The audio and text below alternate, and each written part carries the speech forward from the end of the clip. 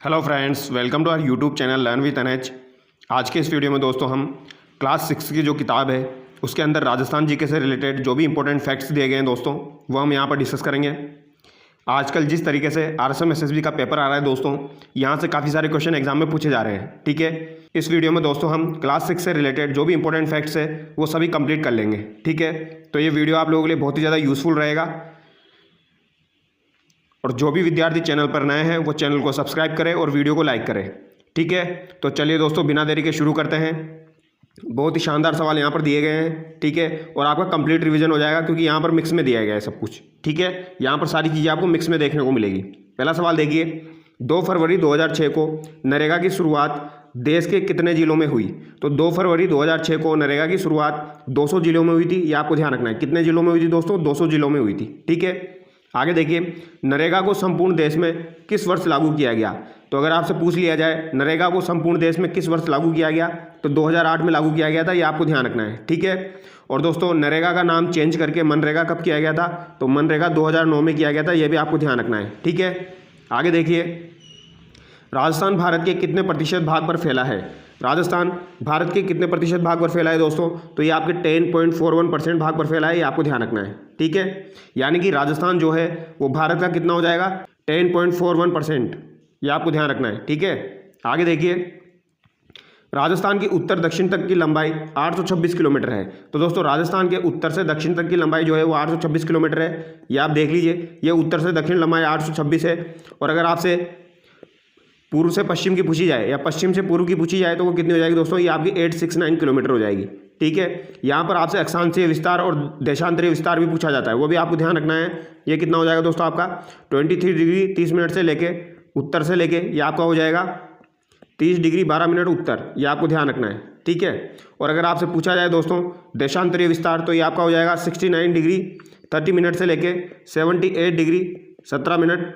ये आपका हो जाएगा पूर्व से पूर्व। ये आपको ध्यान रखना है। ठीक है, आगे देखिए, राज्य की कुल स्थलीय सीमा की लंबाई है। राज्य की कुल स्थलीय सीमा की लंबाई 5920 किलोमीटर है। ये आपको ध्यान रखना है। ठीक है, कितनी हो जाएगी? 5920 किलोमीटर।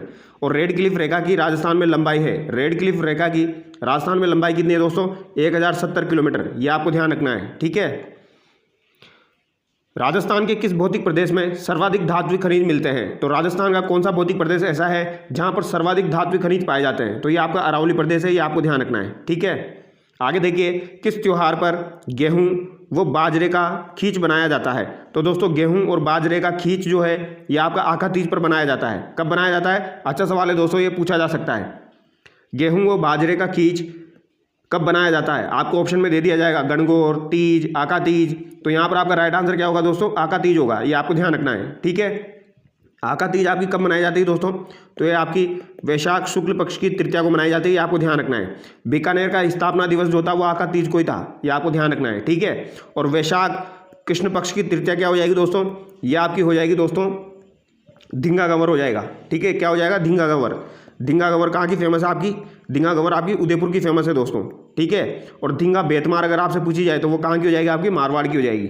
ठीक है, आगे देखिए, राजस्थान में भारत के कुल पशुधन का बहुल्य है।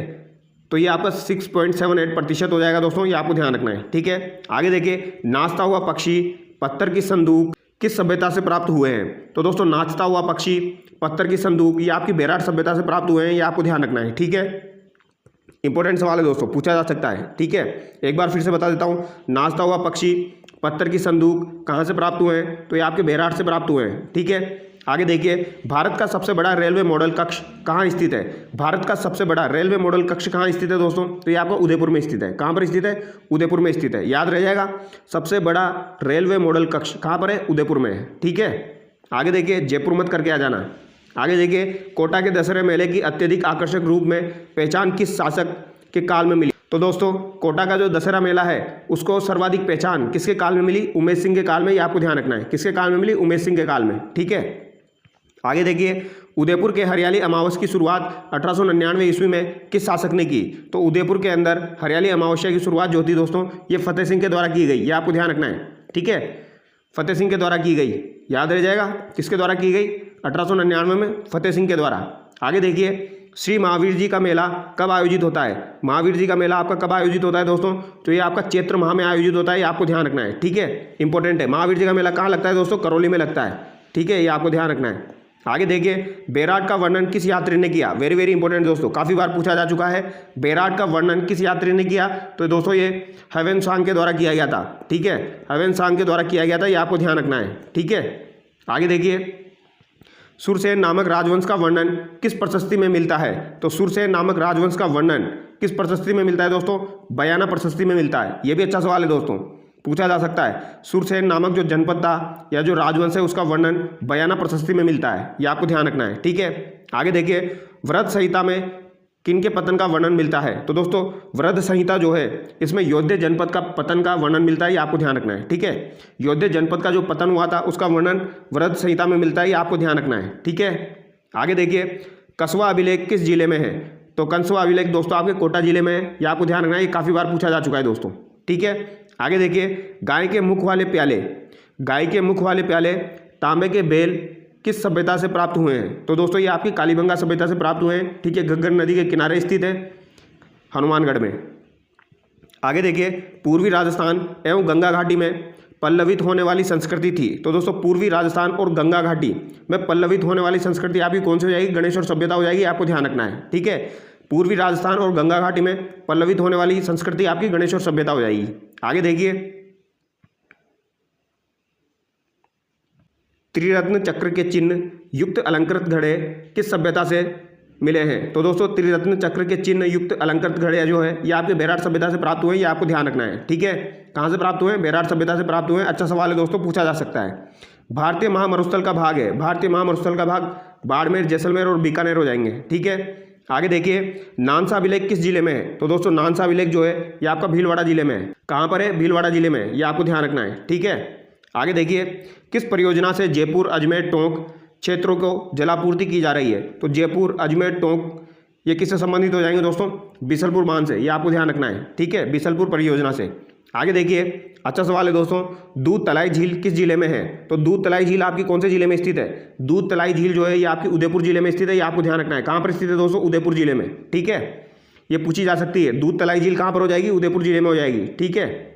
और एक दूध नाम से झील है आपकी सिरोही में भी स्थित है, कौन सी है वो आप मुझे कमेंट करके बताएं, ठीक है। उदयपुर शहर से संबंधित झील है, उदयपुर शहर से संबंधित झील कौन सी है दोस्तों? अमरकुंड झील हो जाएगी, माछला मगरा हो जाएगी, रुंडेला तालाब हो जाएगा, ठीक है। बाकी जय संबंध, पिछोला झील, फतेह सागर झील ये तो आप लोगों को पता ही होगा, ठीक है। अमरकुंड झील हो जाएगी, रुंडेला तालाब हो जाएगा और माछला मगरा हो जाएगा, ये आपको ध्यान रखना है, ठीक है। आगे देखिए, पोल्ट्री फार्मिंग है, तो दोस्तों ये मुर्गी पालन है, ये आपको ध्यान रखना है, क्या है ये? मुर्गी पालन। आगे देखिए, स्वास्थ्य सेवा का निःशुल्क नंबर क्या है? 108 हो जाएगा, ठीक है।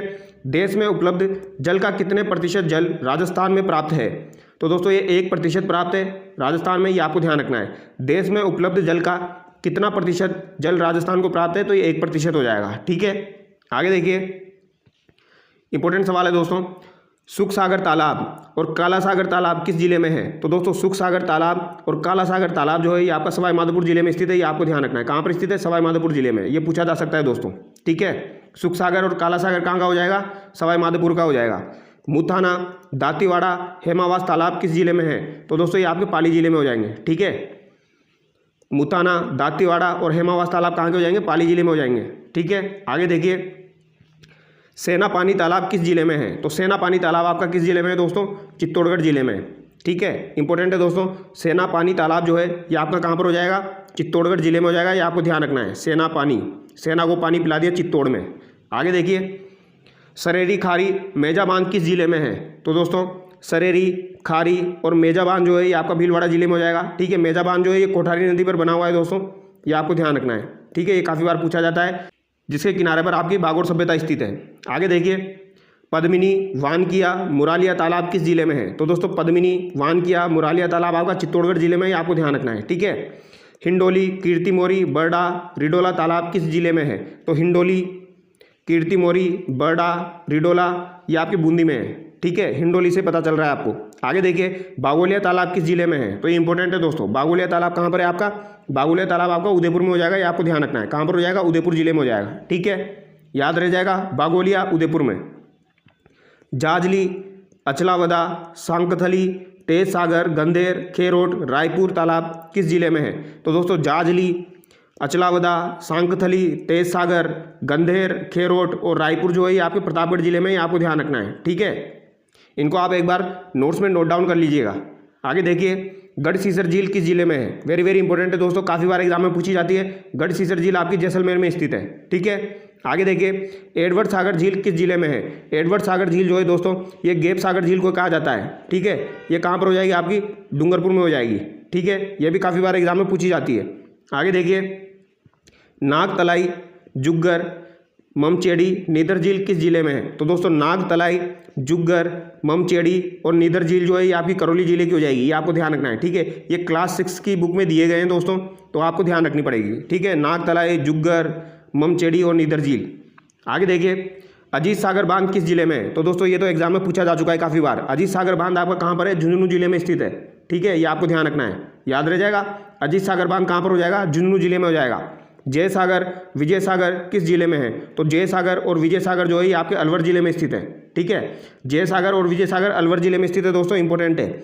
जय सागर से आप उदयपुर मत कर देना, जय सागर से आपका क्या हो जाएगा? अलवर, ये आपको ध्यान रखना है, और विजय सागर से अलवर। ठीक है, आगे देखिए, प्रताप सागर झील किस जिले में है? तो दोस्तों प्रताप सागर झील जो है इसे कायलाना झील भी कहा जाता है। क्या कहा जाता है इसे? कायलाना झील। क्या कहा जाता है इसे? कायलाना झील। कायलाना झील कहाँ पर स्थित है दोस्तों? जोधपुर में स्थित है। ठीक है, इसका निर्माण किसने करवाया था? इसका निर्माण सर प्रताप के द्वारा करवाया गया था। किसके द्वारा? सर प्रताप के द्वारा करवाया गया था, इसीलिए इसे प्रताप सागर झील भी कहते हैं। ये कहाँ पर हो जाएगी? आपकी जोधपुर में हो जाएगी, आपको ध्यान रखना है। ठीक है, बात समझ में आई? प्रताप सागर झील जो है उसे कायलाना झील कहा जाता है, सर प्रताप के द्वारा निर्मित कराया गया था और जोधपुर में स्थित है, ये आपको ध्यान रखना है। ठीक है, एक आपकी दोस्तों गजनेर झील। गजनेर झील कहाँ पर है? गजनेर झील जो है आपकी बीकानेर में स्थित है, जिसे पानी का शुद्ध दर्पण कहा जाता है दोस्तों। पानी का शुद्ध दर्पण कहा जाता है किसे? गजनेर झील को। आगे देखिए, छापवाड़ा झील किस जिले में है? तो दोस्तों इंपॉर्टेंट है, छापवाड़ा झील जो है आपकी जयपुर जिले में स्थित है। कहाँ पर हो जाएगी? छापवाड़ा झील आपकी कहाँ पर हो जाएगी? जयपुर जिले में हो जाएगी, ये ध्यान रखना है। ठीक है, आगे देखिए, 1520 में सर्वप्रथम जोधपुर में नाड़ी का निर्माण किसने करवाया था?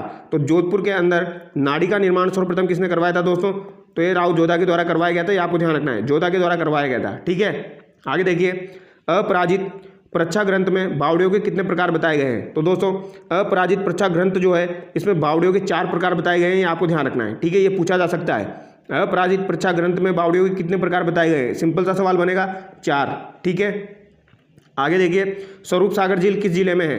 तो ये तो दोस्तों आपको पता होगा, स्वरूप सागर झील आपकी उदयपुर में है। ठीक है, वर्तमान में राजपूताना की किस परंपरागत जल संरक्षण प्रणाली को इराक में अपनाया हुआ है? तो दोस्तों ये खडीन जल संरक्षण प्रणाली जो है इसको इराक के द्वारा अपनाया गया है, ये आपको ध्यान रखना है। ठीक है, आगे देखिए, 1660 ईस्वी में निर्मित महामंदिर झालरा का प्रसिद्ध है, यह किस जिले में है? तो दोस्तों महामंदिर जोधपुर में स्थित है, ये आपको ध्यान रखना है। ठीक है, कौन से संप्रदाय से संबंधित है ये आपका नाथ संप्रदाय से संबंधित है, ये आपको ध्यान रखना है। ठीक है, नाथ संप्रदाय से संबंधित है, और नाथ संप्रदाय की स्थापना किसने की थी दोस्तों? गोरखनाथ जी के द्वारा की गई थी। ठीक है, महामंदिर जोधपुर का निर्माण किसने करवाया था? मानसिंह के द्वारा करवाया गया था। ठीक है, और एक आता है दोस्तों आपका सिरे मंदिर। सिरे मंदिर जालोर।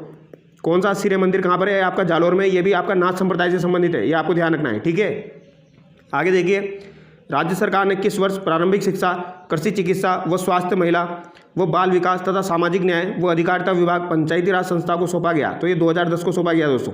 ठीक है, आगे देखिए दोस्तों, तालाबशाही कहाँ स्थित है? काफ़ी बार एग्जाम में पूछी जा चुकी है दोस्तों।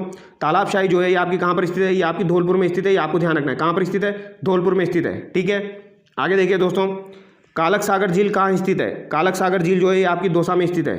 ठीक है, कालक सागर झील कहाँ पर हो जाएगी? दौसा में हो जाएगी। इसे कालको झील भी कहा जाता है दोस्तों, कालको झील कहाँ की हो जाएगी? आपकी दौसा की हो जाएगी। ठीक है, और तालाबशाही धौलपुर की हो जाएगी। ठीक है, आगे देखिए, नरेगा की शुरुआत कब हुई? तो दोस्तों नरेगा की शुरुआत 2 फरवरी 2006 को हुई थी। ठीक है, मैंने आपको बताया 2008 में पूरे देश में लागू हुई, और नरेगा का नाम बदलकर किस वर्ष मनरेगा किया गया? तो 2009 में किया गया। तीनों बातें ध्यान रखनी है। ठीक है, आगे देखिए, और ये डेट आपको ध्यान रखनी है, 2 फरवरी 2006। ठीक है, रेल मंत्रालय ने किस नाम से 21 महिला स्पेशल ट्रेनें चलाने का निर्णय लिया है? तो 21 महिला स्पेशल ट्रेनें चलाने का निर्णय मातृभूमि नाम से लिया है, आपको ध्यान रखना है। ठीक है, आगे देखिए, किस वर्ष प्रदेश के 7 जिलों में महिला विकास कार्यक्रम की शुरुआत हुई? जिसका विस्तार वर्तमान सभी जिलों में लागू है। तो दोस्तों महिला विकास कार्यक्रम की शुरुआत कब हुई, वेरी वेरी इंपॉर्टेंट, पूछा जा सकता है दोस्तों। महिला विकास कार्यक्रम की शुरुआत आपकी 1984 में हुई है। ठीक है, आजकल RSMSSB के द्वारा ऐसे ही सवाल पूछे जा रहे हैं दोस्तों, फैक्ट्स वाले सवाल पूछे जा रहे हैं। ठीक है, कोई भी डेट पूछ लेते हैं, कहीं से कुछ भी पूछ लेते हैं। ठीक है, तो महिला विकास कार्यक्रम की शुरुआत कब हुई, 1984 को, ये आपको ध्यान रखना है। ठीक है, और शुरुआत में कितने जिलों में चलाया गया था, तो 7 जिलों में चलाया गया था। ठीक है, आगे देखिए, राजस्थान राज्य महिला आयोग का गठन 15 मई 1999 को हुआ, ये काफ़ी बार मैं आपको बता चुका हूँ। ठीक है, राजस्थान राज्य महिला आयोग की संरचना अधिनियम 1999 की किस धारा में वर्णित है। तो दोस्तों संरचना जो है इसकी धारा 3 में वर्णित है, ये आपको ध्यान रखना है। ठीक है, किस में वर्णित है, धारा 3 में, यह भी काफ़ी बार एग्जाम में पूछा जा चुका है। ठीक है, धारा 3 में इसकी संरचना के बारे में वर्णन दिया गया है। ठीक है, राज्य महिला आयोग की संरचना क्या है दोस्तों, इसमें एक अध्यक्ष और 3 सदस्य होते हैं। ठीक है, सदस्यों में से एक SC या ST, एक अन्य पिछड़ी जाति की महिला अनिवार्य है। अध्यक्ष राज्य सरकार द्वारा 3 वर्ष के लिए मनोनीत होता है। ठीक है, अध्यक्ष जो है वो 3 वर्ष के लिए मनोनीत होता है दोस्तों। ठीक है, किसके द्वारा होता है, राज्य सरकार के द्वारा। दोस्तों यहाँ इंपॉर्टेंट बात है, राज्यपाल का यहाँ पर कोई भी रोल नहीं है। ठीक है, ये आपको ध्यान रखना है। राज्य महिला आयोग जो है वहाँ पर राज्यपाल के द्वारा अध्यक्ष की नियुक्ति नहीं की जाती है, राज्य सरकार के द्वारा की जाती है, ये आपको ध्यान रखना है। ठीक है, इंपॉर्टेंट बात है ये। आगे देखिए, राजस्थान में महिला निदेशालय का गठन कब किया गया था। महिला निदेशालय का गठन कब किया गया, 2007 में। जिला महिला सहायता समिति किसकी अध्यक्षता में गठित की गई। तो दोस्तों जिला महिला सहायता समिति जो है ये आपकी जिला कलेक्टर की अध्यक्षता में गठित की जाती है, ये आपको ध्यान रखना है। ठीक है, घरेलू हिंसा से महिला संरक्षण अधिनियम 2005 किस वर्ष लागू हुआ दोस्तों। ये सवाल आपका कल के एग्जाम में पूछा गया है दोस्तों, कल के एग्जाम में ये सवाल पूछा गया है आपका। ठीक है, घरेलू हिंसा से महिला संरक्षण अधिनियम 2005 किस वर्ष लागू हुआ, तो ये आपका 2006 में लागू हुआ, ये आपको ध्यान रखना है। ठीक है, इंपॉर्टेंट सवाल है दोस्तों, ये कल के एग्जाम में पूछा गया है, याद रखना है। आगे देखिए, किशोरी शक्ति योजना में कितने वर्ष तक की बालिकाओं के लिए संचालित है, तो यह 11 से 18 वर्ष की बालिकाओं के लिए संचालित है, ये आपको ध्यान रखना है। मुख्यमंत्री 7 सूत्रीय महिला सशक्तिकरण कार्यक्रम की घोषणा किस राज्य बजट में की गई। तो दोस्तों 7 सूत्रीय महिला सशक्तिकरण कार्यक्रम की घोषणा, 7 सूत्रीय महिला सशक्ति कार्यक्रम की घोषणा 2009-10 में की गई, ये आपको ध्यान रखना है। कब की गई, 2009-10 में। ठीक है, आगे देखिए, 1984 में महिला विकास कार्यक्रम प्रदेश के किन 7 जिलों में शुरू हुआ था। तो दोस्तों महिला विकास कार्यक्रम 1984 में शुरू हुआ, पहली बात तो ये ध्यान रखनी है, जयपुर, जोधपुर, उदयपुर, कोटा, भीलवाड़ा, बांसवाड़ा और अजमेर, इन 7 जिलों में शुरू हुआ था। ठीक है, महिला स्वयं सहायता समूह कार्यक्रम कब शुरू किया गया। महिला स्वयं सहायता समूह कार्यक्रम जो है दोस्तों, ठीक है, ये आपका कब शुरू किया गया, 1997 से 1998, ये आपको ध्यान रखना है। ठीक है, ये भी पूछा जा सकता है। आगे देखिए, प्रियदर्शनी आदर्श स्वयं सहायता समूह योजना के तहत अमृता पुरस्कार की शुरुआत कब हुई। तो दोस्तों अमृता पुरस्कार की शुरुआत प्रियदर्शनी आदर्श स्वयं सहायता समूह के तहत 2005 में हुई थी, ये आपको ध्यान रखना है। कब हुई थी, 2005 में हुई थी, इंपॉर्टेंट है दोस्तों, पूछा जा सकता है। ठीक है, आगे देखिए, 5 सूत्रीय महिला सशक्तिकरण कार्यक्रम किस वर्ष प्रारंभ किया गया। तो दोस्तों 7 सूत्रीय जो था वो तो आपका 2009-10 का हो गया। ठीक है, और 5 सूत्रीय महिला सशक्तिकरण कार्यक्रम आपका 2011 का हो जाएगा, ये आपको ध्यान रखना है। ठीक है, आगे देखिए, 5 सूत्रीय महिला सशक्तिकरण कार्यक्रम में क्या क्या शामिल है। कक्षा 10 तक 100% बालिकाओं का ठहराव।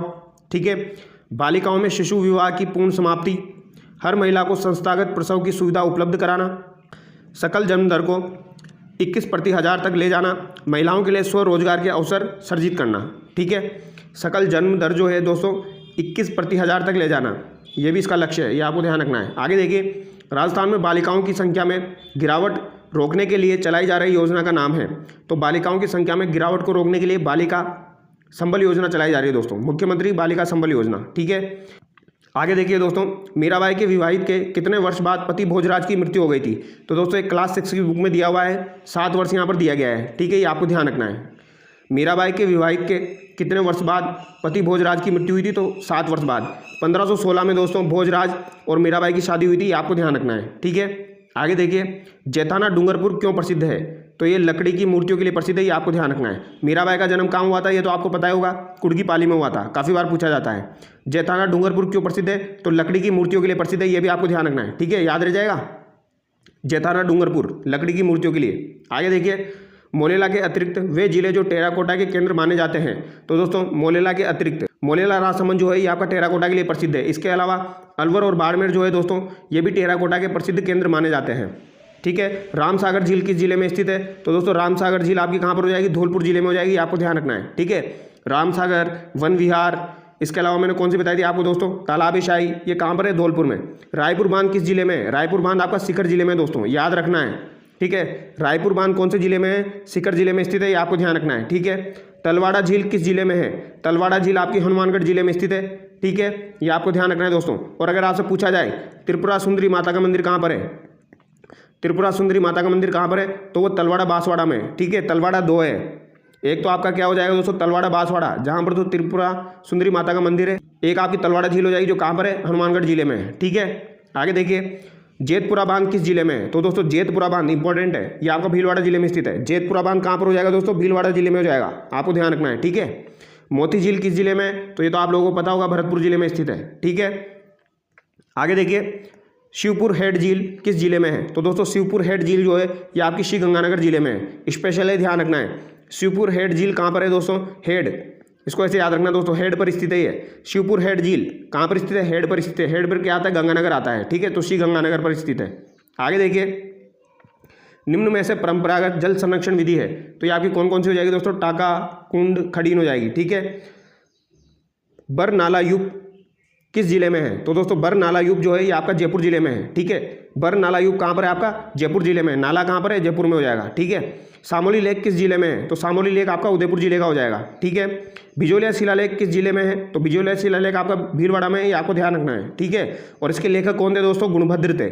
आगे देखिए, मजार फकरी किस जिले में है? तो मजार फकरी आपकी गलियाकोट डूंगरपुर में स्थित है दोस्तों, ठीक है। गलियाकोट माही नदी के किनारे स्थित है। आगे देखिए, समन्वित ग्रामीण विकास कार्यक्रम IRDP कब शुरू हुआ? इंपॉर्टेंट सवाल है दोस्तों, RPSC के द्वारा पूछा जाता है ये सवाल काफ़ी बार।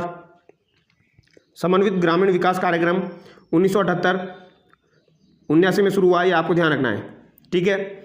यानी ये 78 और 79 में शुरू हुआ था, ये आपको ध्यान रखना है, ठीक है, 1978 और 1979 में। आगे देखिए दोस्तों, दूध तलाई झील किस जिले में है? तो ये आपकी उदयपुर में हो जाएगी, ठीक है। किस मानसून से राजस्थान में सर्वाधिक वर्षा प्राप्त होती है? तो दोस्तों राजस्थान को सर्वाधिक वर्षा जो प्राप्त होती है वो बंगाल की खाड़ी से प्राप्त होती है, ठीक है। अरब सागर जो होती है दोस्तों, अरब सागर वाली जो होती है वो तो आपकी अरावली के समानांतर निकल जाती है, ठीक है। 26 किस्म के मनके कहाँ से प्राप्त हुए हैं? तो दोस्तों 26 किस्म के जो मनके हैं ये आपके आहट सभ्यता से प्राप्त हुए हैं, आपको ध्यान रखना, इंपॉर्टेंट सवाल है, पूछा जा सकता है। 26 किस्म के मनके कहाँ से प्राप्त हुए हैं? आहट सभ्यता से प्राप्त हुए हैं।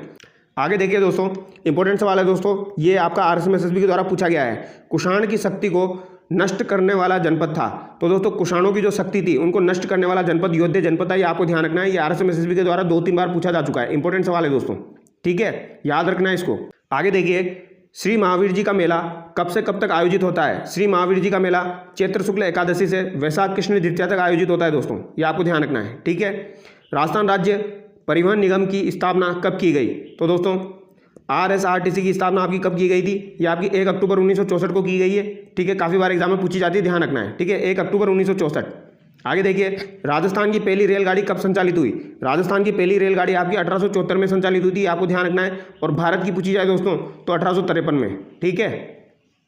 आगे देखिए, आहड़ को किस शताब्दी में आगाड़पुर कहा जाता था? तो दोस्तों आहड़ को किस शताब्दी में कहा जाता था? इंपॉर्टेंट सवाल है दोस्तों, बन सकता है ये आपका 10वीं से 11वीं शताब्दी में कहा जाता था, ये आपको ध्यान रखना है, 10वीं से 11वीं शताब्दी में, ठीक है। भारत में शक जाति के शासकों प्रांत के मुखिया हेतु किस शब्द का प्रयोग किया जाता था? तो दोस्तों शक जाति के शासकों प्रांत के मुखिया हेतु क्षत्रप का प्रयोग किया जाता था, ये आपको ध्यान रखना है, ठीक है। आगे देखिए, विश्वेश्वर नाथ रेव ने किस रियासत का इतिहास लिखा था? तो दोस्तों विश्वेश्वर नाथ रेव के द्वारा किस रियासत का इतिहास लिखा गया था? मारवाड़ रियासत का इतिहास लिखा गया था, ये आपको ध्यान रखना है, ठीक है। सर्वाधिक व न्यूनतम दैनिक तापांतर वाला जिला है, तो ये आपका जैसलमेर और चूरू हो जाएगा, ठीक है। आगे देखिए, सम्राट अशोक का भाबरू शिलालेख किस पहाड़ी से प्राप्त हुआ है? तो भाबरू शिलालेख जो है दोस्तों आपका ये बीजक डूंगरी से प्राप्त हुआ है, बेराट से प्राप्त हुआ है, ये आपको ध्यान रखना है, ठीक है। आगे देखिए, 7 अग्नि वेदिका के साक्ष्य किस सभ्यता से मिले हैं? तो 7 अग्नि वेदिका के साक्ष्य आपके कालीबंगा से प्राप्त हुए, ये आपको ध्यान रखना है, ठीक है। बयाना का प्राचीन नाम था, बयाना का प्राचीन नाम क्या था दोस्तों? श्रीपंत था। ये सारे सवाल एग्जाम में पूछे जा चुके हैं दोस्तों, श्रीपंत था, ठीक है। बनास बेसिन अपवाह तंत्र का उच्चावच है, तो बनास बेसिन अपवाह तंत्र का उच्चावच 900 मीटर हो जाएगा, ये आपको ध्यान रखना है। कितना हो जाएगा दोस्तों? 900 मीटर हो जाएगा, ठीक है। ये पूछा जा सकता है दोस्तों, इसको ध्यान कर लेना आप। बनास बेसिन का अपवाह तंत्र का उच्चावच कितना हो जाएगा? 900 मीटर हो जाएगा, ठीक है। बयाना का प्राचीन नाम श्रीपंत है और 7 अग्निवेदिकाएँ कहाँ से प्राप्त हुई है? ये आपकी कालीबंगा से प्राप्त हुई है। भाबरू शिलालेख कहाँ से हो जाएगा? बीजक डूंगरी से हो जाएगा। ठीक है, तो दोस्तों यहाँ पर जो भी इंपॉर्टेंट फैक्ट्स थे वो हमने कंप्लीट कर लिए हैं। यहाँ पर हमारी 6, 7, 8, 9 और 11 पाँचों कंप्लीट हो चुकी है दोस्तों। 10th हमारी रेगुलर बेसिस पर चली रही है, 10th भी हम जल्दी कंप्लीट करवा देंगे दोस्तों। इसमें मैं आपका मेवाड़ का इतिहास, मारवाड़ का इतिहास, चौहानों का इतिहास सब कंप्लीट करवा दूंगा दोस्तों 1 by 1। ठीक है, तो जो भी विद्यार्थी चैनल पर नए हैं वो चैनल को सब्सक्राइब जरूर करें। Thank you so much.